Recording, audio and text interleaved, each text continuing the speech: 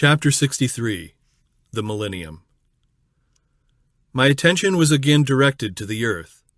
The wicked had been destroyed, and their dead bodies were lying on its surface. The wrath of God in the 7 last plagues had been visited upon the inhabitants of the earth, causing them to gnaw their tongues from pain and to curse God. The false shepherds had been the signal objects of Jehovah's wrath. Their eyes had consumed away in their holes, and their tongues in their mouths, while they stood upon their feet. After the saints had been delivered by the voice of God, the wicked multitude turned their rage upon one another. The earth seemed to be deluged with blood, and dead bodies were from one end of it to the other. The earth looked like a desolate wilderness. Cities and villages, shaken down by the earthquake, lay in heaps. Mountains had been moved out of their places, leaving large caverns. Ragged rocks thrown out by the sea, or torn out of the earth itself, were scattered all over its surface.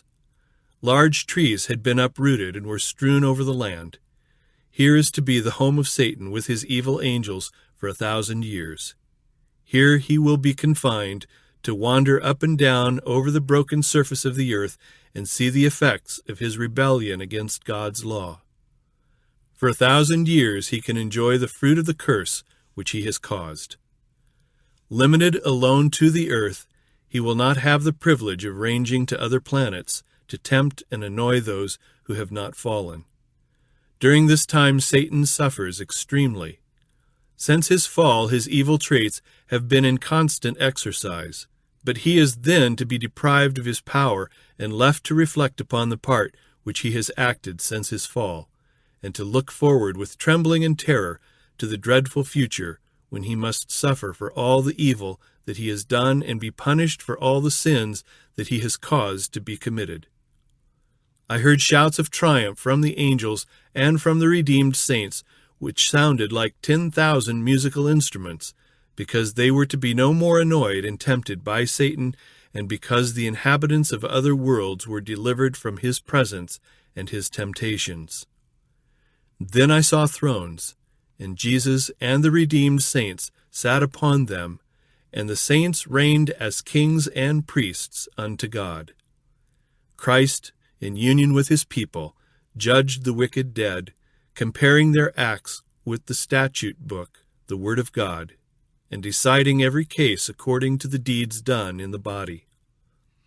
Then they meted out to the wicked the portion which they must suffer, according to their works, and it was written against their names in the book of death.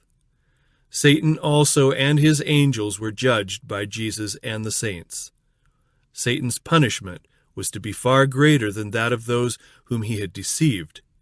His suffering would so far exceed theirs as to bear no comparison with it. After all those whom he had deceived had perished, Satan was still to live and suffer on much longer. After the judgment of the wicked dead had been finished, at the end of the 1,000 years, Jesus left the city, and the saints and a train of the angelic host followed him. Jesus descended upon a great mountain, which as soon as his feet touched it, parted asunder and became a mighty plain. Then we looked up and saw the great and beautiful city, with 12 foundations and 12 gates, 3 on each side, and an angel at each gate. We cried out, "The city, the great city, it is coming down from God out of heaven." And it came down in all its splendor and dazzling glory, and settled in the mighty plain which Jesus had prepared for it.